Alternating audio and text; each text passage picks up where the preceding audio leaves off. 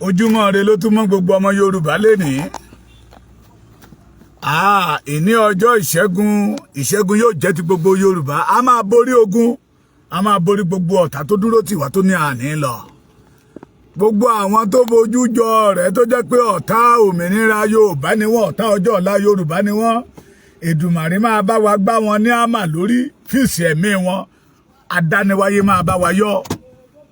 Ẹni bá ní kí ìran Yorùbá ó má sinmi òde ò ní sinmi.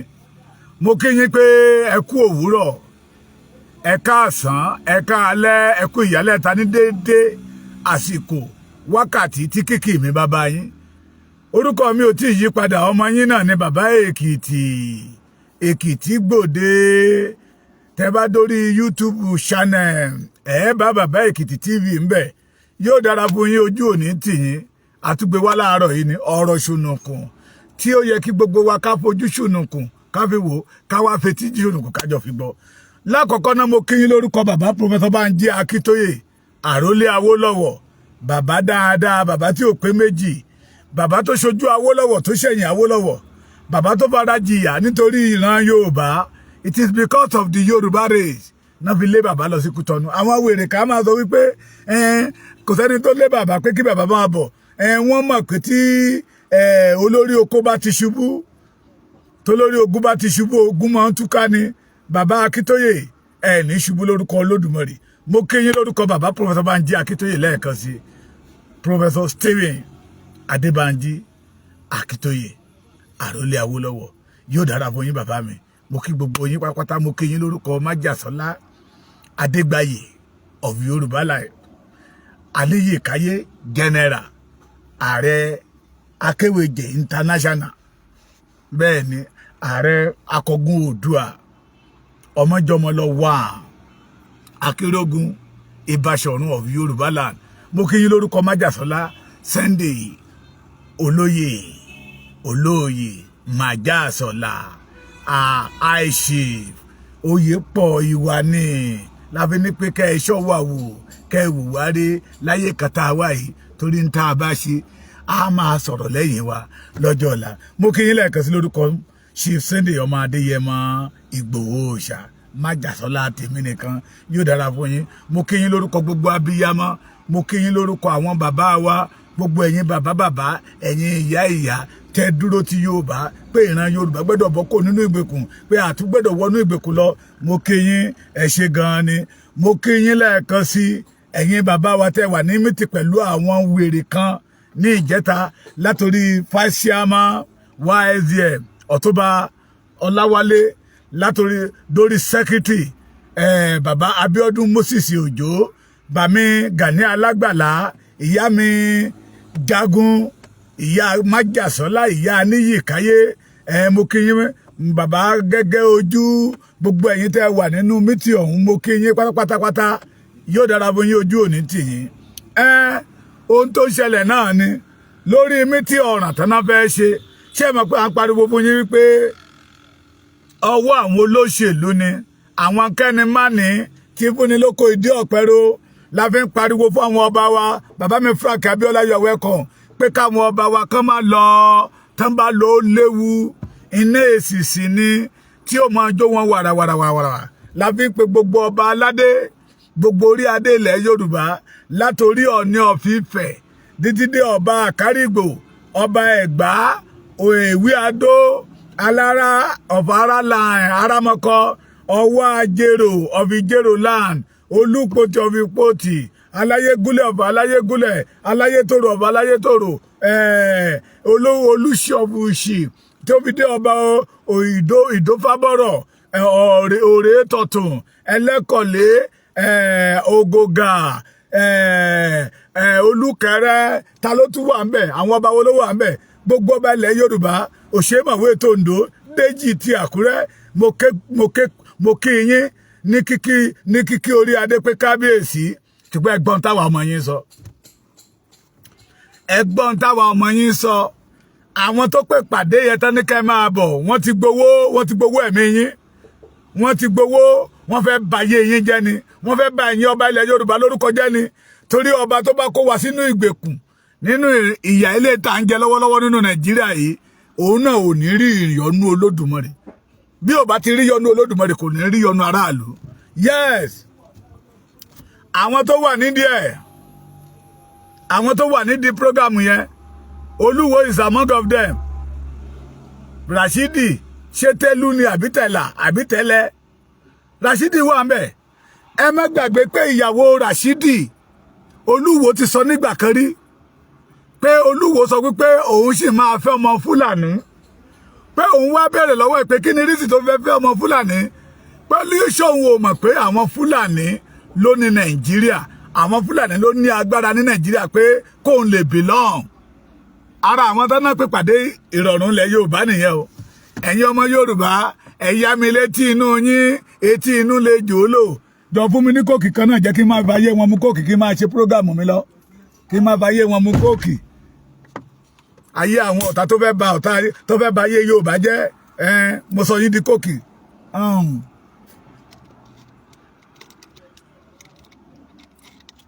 Ó nítorí tó fi fẹ́ tó fi lọ fẹ́ ọmọ Fúlàní torí pé àwọn Fúlàní ló ní agbára Nàìjíríà. Ṣé irú ẹni yẹn ló máa wá kí àlàáfíà ó dé bá ìran Yorùbá? Ọba Ìwó Rashidi, bọ́dà Rashidi Onígbó, the Olúwo of Ìwó land, ẹjẹ́ àjọ kíyè sára. Ẹ̀yin ọba ilẹ̀ Yorùbá, ẹ má jẹ́ kó tì yín gbọ̀ngbọ̀ngbọ̀n.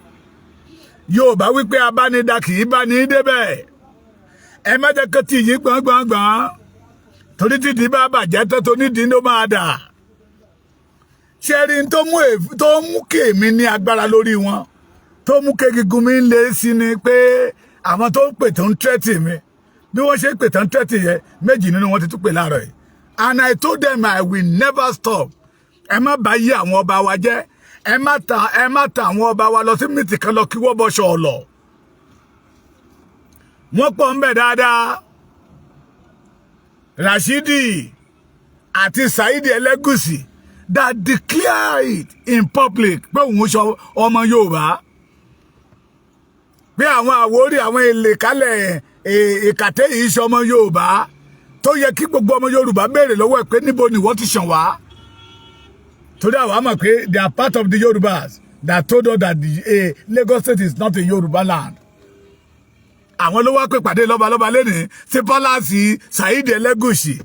They did it because of the politics, not because of the unity of the Yoruba land, not because of the freedom of Yoruba land. Wọ́n fẹ́ dìkun ẹrù wa ni. Wọ́n fẹ́ pakún ìṣòro ayé Yorùbá ni. Those people behind of that program. And nínú mi ti yẹ mo dúpẹ́ lọ́wọ́ Ọlọ́run fún ìgbé ayé architect Akiola George. Wọ́n ní wọ́n dábí ẹ̀dùn, wọ́n dọ̀rọ̀ bí òwe nínú mi ti yẹ, àti bàbá Adéṣọ̀kan. Inú mi dùn sí architect Akiola George. Wọ́n wùwà bí ọmọ Ondo, tí kí ó dé pé àwíkoko lójú ọlọ́rọ̀ ni, tọ́lọ́rọ̀ bá gbọ́ kí lọ́lọ́rọ̀ yóò ṣe. Ẹ má ṣe jẹ́ ká gbà wọ́n láàyè. Àwọn tó wà behind of that meeting, they are criminal. Ṣé mo pé mo lo program ìyá kan lánàá tó pera ẹ̀ ní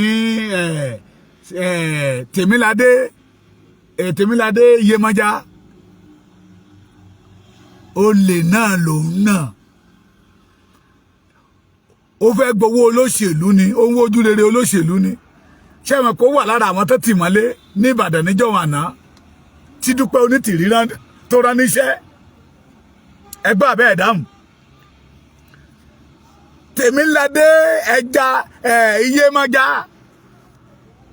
ó wà lára àwọn tó tì mọ́lé ní Ìbàdàn tó jẹ́ ògúnnágbògbò lára àwọn ọmọ Dúpẹ́ Onítìrí kí Ìgbòho tó fojú àánú wò kó tó dá sí ọ̀rọ̀ ẹ̀. Ìyẹn nìkan kọ́, ẹni tí ọmọkùnrin tó pè ní Bánkọ́lé, pásítọ̀ Bánkọ́lé tó ló ń kọ́ ọmọ ogun jọ, tó ló fẹ́ máa bẹ́ orí Aláàfin Ọ̀yọ́ nígbà yẹn lọ́hùn, tó mú gàárì lẹ́wọ̀n ní Kútọ̀nù lọ́wọ́lọ́wọ́. Tèmíládé Iyemọja ní second command sí Bánkọ́lé. Ẹ gbọ́ mi, ẹ ṣe ìyá mi, wọ́n ní kí n ṣọ́ra fún kóòkì, ẹ ṣe màámi, ẹ ṣe Olúwọlé Ọ̀ṣọ́, ó dà pé bọ́dà mi ni, yóò dára fún yín, ẹ ṣe. Tèmíládé Iyemọja yìí was the second command to Pastor Bankole tó ló ń kọ́ ọmọ ogun jọ hihi tí wọ́n gbowó lọ rẹpẹtẹ lọ́wọ́ ọmọ Yorùbá ẹ̀tàn ni àṣírí wọn mọ̀ tú ni àní àṣírí ọ̀tá ilẹ̀ Yorùbá ò ní bò ẹ má ṣe gbára lé wọn ọ̀dàlẹ̀ ni wọ́n ẹ má ṣe gbẹ́kẹ̀lé wọn o wọn ò dáa ẹ má ṣe gbára lé wọn ọ̀dàlẹ̀ ni wọ́n ẹ má ṣe gbẹ́kẹ̀lé wọn o wọn ò dáa ó ti di wá wọn ó ti dàṣà wọn ó ti di ṣe wọn ẹ má ṣe gbára lé wọn ọ̀dàlẹ̀ ni wọ́n. Tèmíládé ẹja ló níbú àbí Iyèmọ̀já ẹ má ṣe gbẹ́kẹ̀lé o kò dáa. It's part of them. Oníṣẹ́kọ̀ commander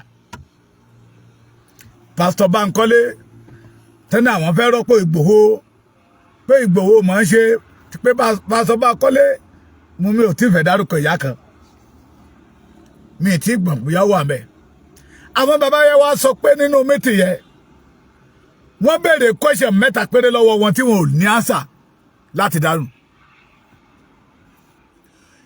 àkọ́kọ́ nínú ẹ̀ wọ́n náà sọ fún wọn wípé àwọn máa dá ṣe ni àwọn fẹ́ dá ṣe they want to organize it tí ò bá jẹ́ pé irú àwa mídíà tá a pariwo wọn síta ọmọ Yorùbá bá kàn dédé máa gbọ́ pé a ti tún wọnú ìdè pé wọ́n ti sáyìn o another amalgamation tó tún máa di 100 years ká tún lórí ọ̀fẹ́ àti máa sọ̀rọ̀ but nítorí pé Ọlọ́run ò padà lẹ́yìn Yorùbá ẹ máa gbọ́ mi ẹni tí ò ní wàárí kò lè lórúkọ rere ẹni tí ò lórúkọ rere kò lè ní ìṣe rere ẹni tí ò ní ìṣe rere kò lè ní iṣẹ́ rere lọ́wọ́ that one belong to Tèmíládé Iyèmọ̀já nínú mẹ́sẹ̀jì tó gbé síta ní àná tí mo rí tó sẹ́ndì sí mi lánàá ó ní Ìgbòho ló rán òun níṣẹ́ Ìgbòho ò rán ní anything Ìgbòho did not send him anything májàsọ́lá ò rán Tèmíládé Iyèmọ̀já níṣẹ́ kankan májàsọ́lá ò rán lọ sọ́dọ̀ onírìṣà irọ́ ló pa èké ló ṣe ẹ má ṣe gbára lé ọ̀dàlẹ̀ ní Tèmíládé Iyèmọ̀já Ìgbòho rán ẹ ti rí pé gbogbo ọ̀rọ̀ tó sọ lánàá tí mò ń play fún yín tẹ̀ ń gbọ́ tẹ̀ ń fetí ara yín gbọ́ ntí ọ̀jẹ̀ ló ń wá ntí ọ̀jẹ̀ ló wá she was second command to Pastor Bankole tó ló ń kọ́ ọmọ ogun 5,000 jọ ìhà ẹgbójú sókè ẹgbójú sísàlẹ̀ àwọn ló organize meeting yẹn.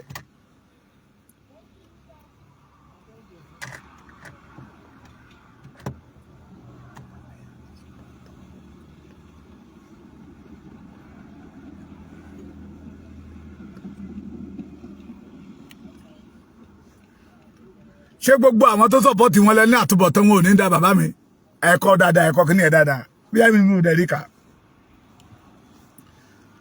gbogbo wọn pápátá the majority of them their handwork of Dúpẹ́ Onítìrí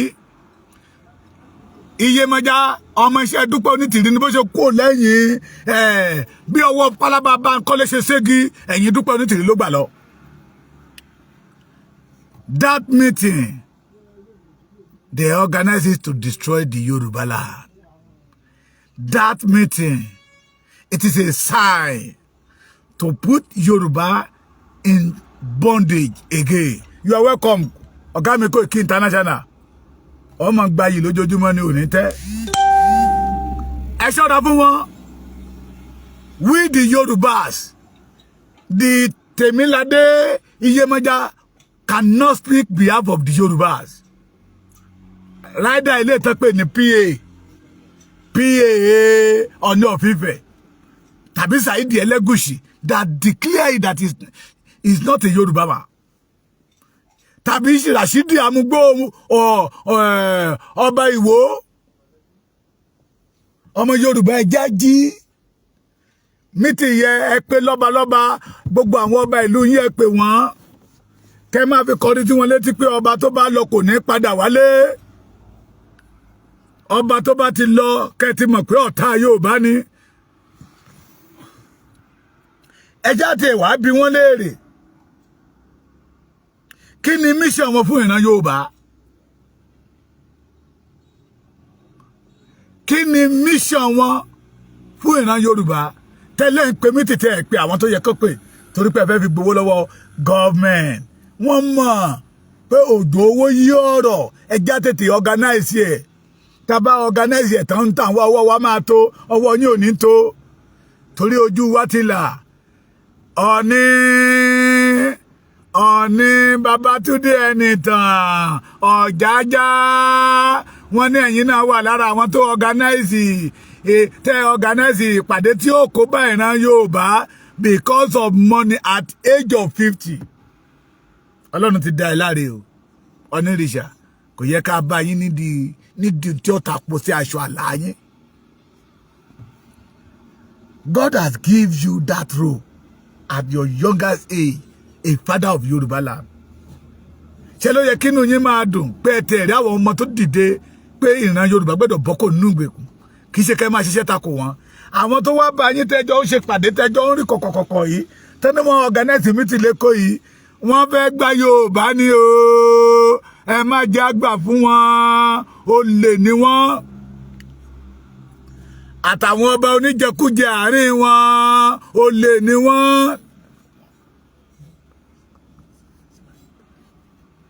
olè ni wọ́n olè ni wọ́n onímọ̀ fi pé gbogbo ẹ̀yin ọba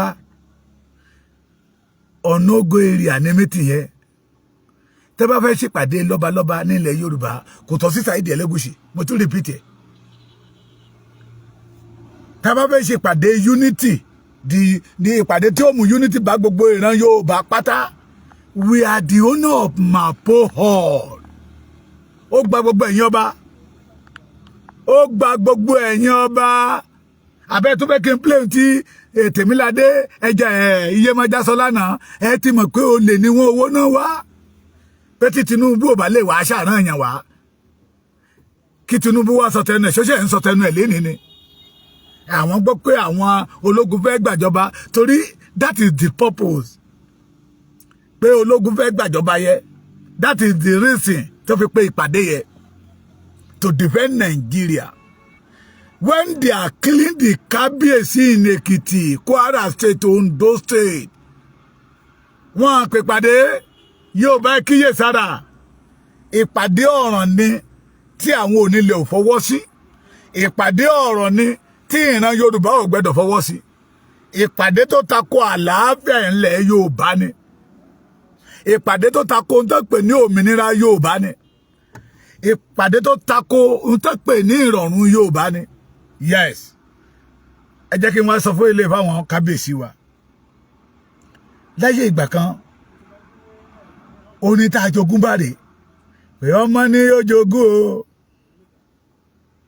aṣọ èyí tí mo ra ọmọ mi ní yóò jogún o ilé èyí tí mo kọ́ mo ní ọmọ ní yóò jogún o mọ́tò èyí tí mo ra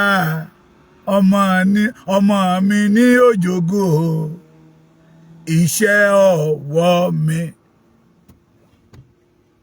Yorùbá ogún àwọn bàbá wa dá o iṣẹ́ rere táwọn bàbá wa ti ṣe ńlẹ̀ dá o Fúlàní ló jogún ẹ̀ àjòjì ló jogún ẹ̀ o iṣẹ́ táwọn bàbá wa ṣe sílẹ̀ o àjòjì ló jogún ẹ̀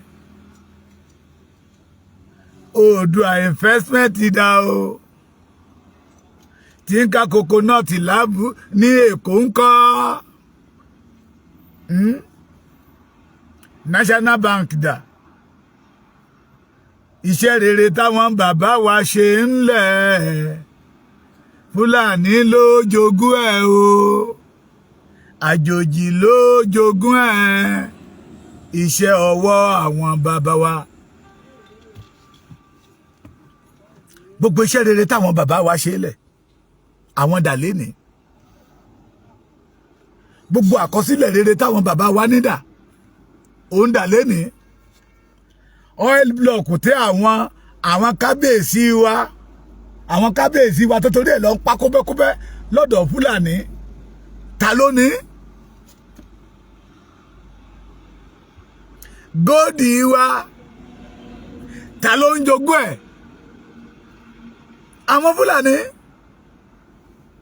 gbogbo wa ládẹ̀ ń gbàdúrà kọ́ ọmọ kó jogún iṣẹ́ tá a ṣe é lẹ̀ ẹ mọ̀ pé inú ìdè ni gbogbo wa wà àti kábíyèsí àtẹ̀yìntẹ̀ pera yín lólóṣèlú àtàwa tá a jẹ́ nǹkan kan we are all in bondage lóòótọ́ yàtọ̀ síra wọn that is why lọ́mọ Yorùbá fi sọ wípé àfẹ́ bọ́kò nínú ìdè káwa náà jèrè iṣẹ́ rere táwọn bàbá wa ṣe é lẹ̀ fún wa iṣẹ́ táwọn bàbá wa ṣe é lẹ̀ fún wa kì í ṣe Fúlàní ló yẹ kó máa jẹ́ kì í ṣe àjòjì ló yẹ kó máa lò wọ́n lé ọmọ onílé kúrò nílé wọ́n lé ọmọ oníkan kò nídìí ìkan ẹ̀ ó dèrò àjòjì ó wá ń forí ọlá orí ọrọ̀ orí adé sìngbà ní ìgboro enough is enough that meeting ìpàdé ibi ní àwọn tó wà behind of it ni mo ti ń dárúkọ wọn tẹ́ ń gbọ́ yẹ Tèmiládé Iyemọja ọmọ ẹ̀yìn pásítọ̀ Bánkọ́lé ni ọmọ ẹ̀yìn Dúpẹ́ Onítìrí ni ẹ má gbọ́n tó sọ ẹ̀yin kábíyèsí ẹ má gbọ́n tó sọ abánidá wọn ò ní bá ní débẹ̀ ẹ̀yin ọmọ Yorùbá mo ní wọ́n pe àwọn ìyá wa kan àwọn bàbá wa kan sí mítì the YSDM àtàwọn kọ̀ọ̀kan wọ́n wà mítì yẹ ìbéèrè táwọn bàbá yẹn ń bi wọ́n léèrè wọn ò lè dáhùn Dr. Siko mo recognize president yìí bàbá mi àyè ló pọ̀ iṣẹ́ yẹn pọ̀ ó pọ̀ ẹ má bínú iṣẹ́ yẹn pọ̀ wọn ò lè dáhùn nígbà tó pọ̀ bá lẹ́kìtì wọn à ṣe mítì o ìgbà tí Fúlàní kidnap ọkùnrin tó kidnap obìnrin ọmọdé àgbà wa wọn ò pè pàdé ṣùgbọ́n nígbà tí Sunday Igboho gbé lẹ́tà lọ sí London tán rí pé ọwọ́ pálábá wọn ti ségi wọn wá pè pàdé they want to put ṣọ̀ọ̀lọ̀ bọ́wọ́ àwọn kábíyèsí wa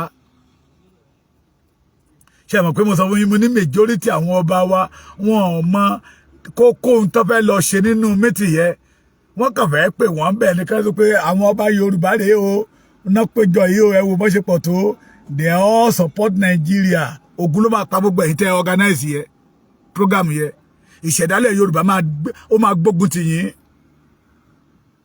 Ọlọ́run tó dá wa tó ní ká máa gbáyìn lórí ilẹ̀ tá a rí yìn yẹ gbá á bínú sí ìṣẹ̀dá yín ẹ̀yin ìka ènìyàn tẹ́ ẹ fẹ́ ìran Yorùbá fúnre tẹ́ ẹ fojú jọmọ ọkọ tó jẹ́ pé èṣù láàlú èṣù gan wọ́n ti lé èṣù bá àwọn bàbá wa tó jẹ́ Lúsúférì nìyí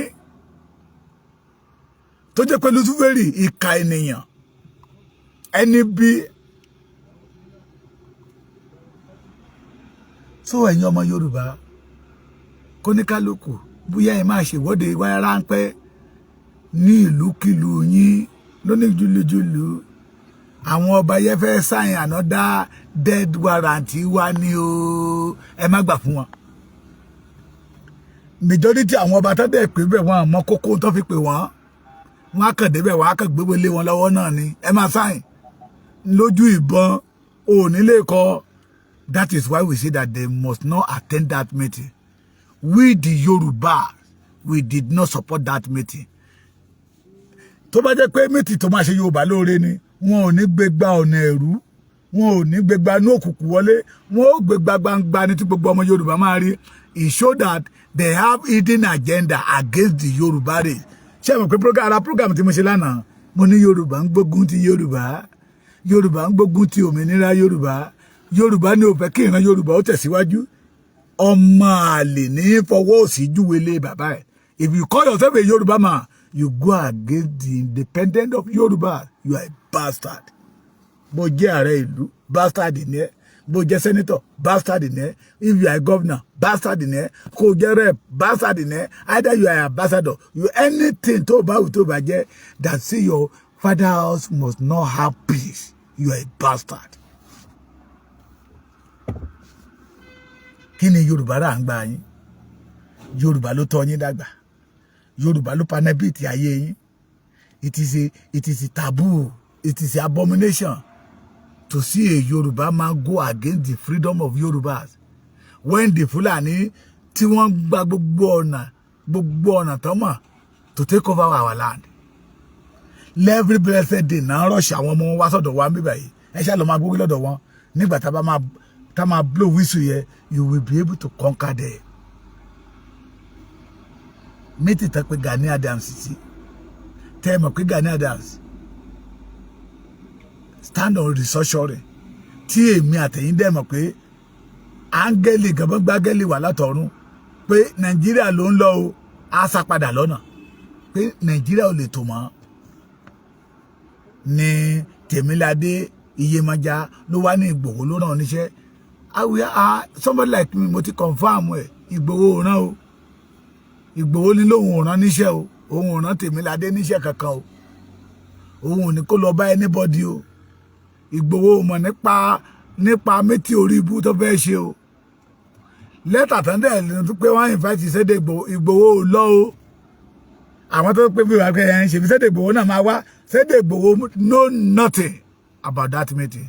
Àwọn ọ̀tá Yorùbá tán rò pé ọ̀rẹ́ Yorùbá ni wọ́n ẹnu àwọn ọba ilẹ̀ Yorùbá òkú ẹnu wa ò lè kò sí títí ayé máa fi parẹ́ ẹnu wa ò lè kò ìjọ tẹnu bá ti kò ayé ti tán ó dìgbà tí ikú bá dé kóníkálùkù tó jọwọ́ kó tó ju tọwọ́ ẹlẹ́kẹ́nu tó kò nàbà ní òkú yẹ ẹ̀yí ẹgbẹ́ sí bíbá yìí tí ò ní lè sọ̀rọ̀ pé ẹ má yí ẹgbẹ́ mi lọ bẹ́ẹ̀ mọ́ ṣùgbọ́n tó bá wà láyé tẹ́ bá yí ẹgbẹ́ bá ní ayí padà ẹnu ò lè kò àwọn ọba wa ò nífẹ̀ẹ́ ara wọn ẹ fi wọ́n lẹ̀ bẹ́ẹ̀ adélé ayé bá ní ìkànnì yín tábà máa pè pàdé àlàáfíà tábà máa pè pàdé ìfẹ́ peace meeting àádínú Yorùbá nation wa àádínú orílẹ̀-èdè wa not inside Nigeria because we know that any good thing ò lè jáde nínú Nigeria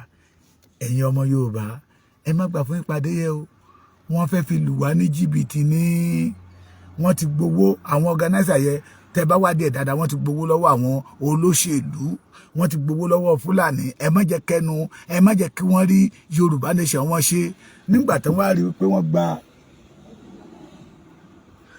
nígbà tí wọ́n rí wípé Ìgbòho ṣá gbé lẹ́tà lọ sí London òun ló dẹ́rù bà wọ́n ohun tó dẹ́rù bà wọ́n nìyẹn o ohun tó ń já wọn láyà nìyẹn o ohun tó já wọn láyà nìyẹn o ẹ má gbà fún wọn o ẹ̀yin ọmọ Yorùbá please don't allow them ìmọ̀ràn mi rèé ọ̀pọ̀lọpọ̀ ẹnu ẹ mú òun bú àwọn kábíyèsí ẹ gbọ́ ṣé mo bú àwọn kábíyèsí yìnyín bú àwọn kábíyèsí mi ò fẹ́ kán ta epo sáṣọ àlà wọn ni àwọn sinmi Tèmiládé Iyèmọ̀já pa Ọ̀ọ̀ni Saidi Ẹlẹ́gùṣì Rashidi Olúwo oníyangi ni wọ́n ẹ má jẹ́ ń da yangi sí epo yìí epo lẹ́rù oníyangi mọ́ bá tèmi jẹ́ oníyangi ni wọ́n ìran ọmọ àlè ni wọ́n that they say that they organize peace meeting when the Yoruba are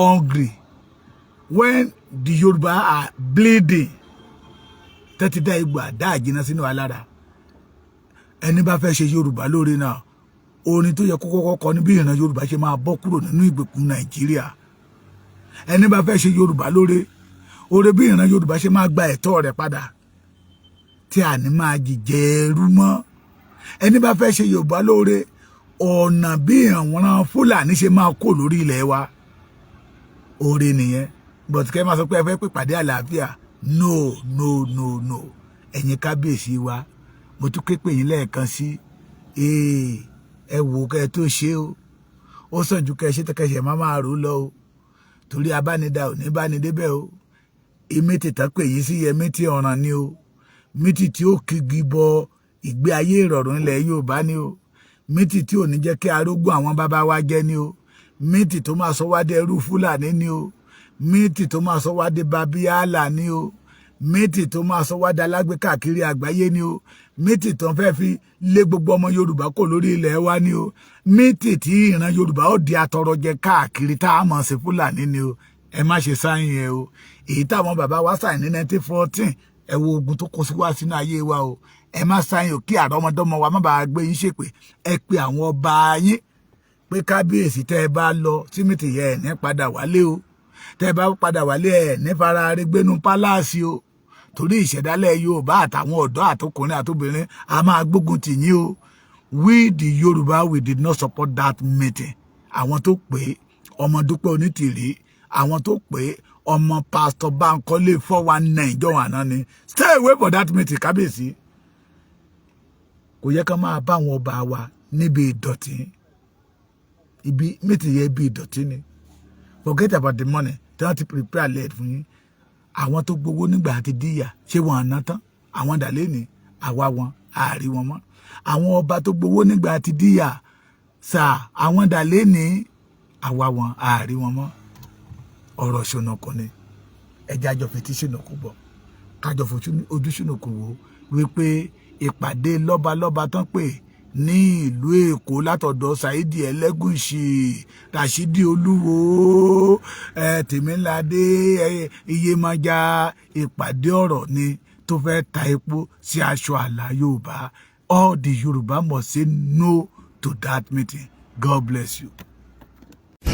Marriage is not a destination, but it's a journey that entails patience, endurance, mutual respect, forgiveness, and a number of other things to get one to the desired destination. But a marriage can be funny at times when it turns to other side, like great sadness, worry, a high level of tension, anxiety, and depression. But do not panic. Enough is enough on domestic violence is the solution. I recommend a book for you, Enough is Enough on Domestic Violence by Reverend Mrs. Margaret Olawaye Nefaturoti. Ask for your copy at the Booksellers Limited, Ibadan and Abuja. Telephone 0803-3229-113 or 0807-849-6332. The book is also available on Amazon.com. For free shipping, log on to www.amazon.com, Indigo Chapters, Canada, or BookBookstore.com. For more info, log on to www.widowsadvocate.org. Enough is Enough on Domestic Violence, a solution book to all marriage problems. Get your copy now.